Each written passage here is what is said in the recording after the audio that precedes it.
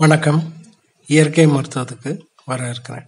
இப்போ நம்ம பார்க்கக்கூடிய இந்த ரெமடி முழுக்க முழுக்க ஆண்களுக்கு தான். தண்டோடம் சுருங்கிருச்சு அப்படின்றவங்க, குறி சுருங்கி போச்சு, முன்னாடி நீளமாக இருந்துச்சு, இப்போ அதிகமான பழக்கத்தினால எனக்கு சுருங்கி போச்சு அப்படின்றவங்க இந்த ரெமடியை ரொம்ப நல்லா உங்களுக்கு வேலை செய்யும். சரி, இது யார் வேணாலும் உபயோகப்படுத்தலாமா அப்படின்னா தாராளமாக யார் வேணாலும் உபயோகப்படுத்தலாம்.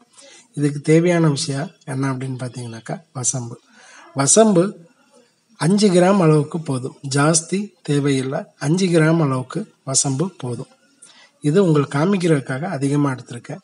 5 கிராம் அளவுக்கு வசம்பு போதும். இது சுருள் லவங்கம் பட்டை முழுக்க முழுக்க மருத்துவத்துக்காக உபயோகப்படுத்தக்கூடிய ஒரு விஷயம்.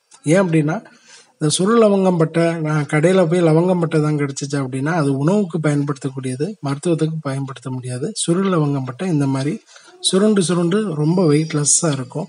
இதுதான் மருத்துவத்துக்கு உபயோகப்படுத்தக்கூடிய சுருள் லவங்கம் பட்டை. உள்ளே சாப்பிட்றதுக்கும் வெளியில் தடவுறதுக்கும் இந்த சுருள் லவங்கம் பட்டை வேலை செய்யும். இது கருஞ்சீரக எண்ணெய், 50க்கு கருஞ்சீரக எண்ணெய். 4வதாக நீங்கள் பார்க்கக்கூடிய எண்ணெய் இது என்ன அப்படின்னு பார்த்தீங்கன்னாக்கா ஆலிவ் ஆயில். அதாவது முழுக்க ஸ்கின்னுக்கு உபயோகப்படுத்தக்கூடிய ஆலிவ் ஆயில். சமைக்கக்கூடிய ஆலிவ் ஆயில் வேற, ஸ்கின்னுக்கு உபயோகப்படுத்தக்கூடிய ஆலிவ் ஆயில் வேற. இது ஸ்கின்னுக்காக உபயோகப்படுத்தக்கூடிய ஆலிவ் ஆயில். கருஞ்சீரக எண்ணெய், ஆலிவ் ஆயில், இந்த ரெண்டையுமே நீங்கள் 50 ml அளவுக்கு எடுத்துக்கோங்க.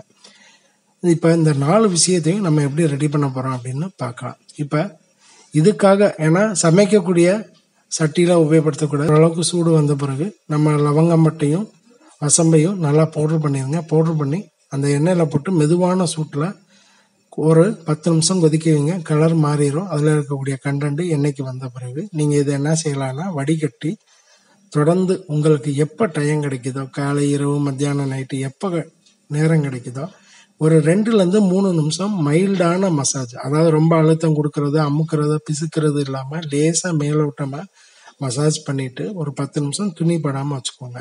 இந்த மாதிரி ஒரு நாளைக்கு ஒரு முறையோ இல்லாட்டினா அதிகபட்சம் 2 முறை, ஒரு முறை பண்ண விடுறதே போதுமா. தொடர்ந்து ஒரு 2 மாத காலம் இந்த மாதிரி நீங்கள் தொடர்ந்து ஒரு மசாஜஸ் கொடுக்கும்போது சுருங்கி இருக்கக்கூடிய குறியானது பழைய நிலைமைக்கு வரும். முயற்சி பண்ணி பாருங்கள். வணக்கம்.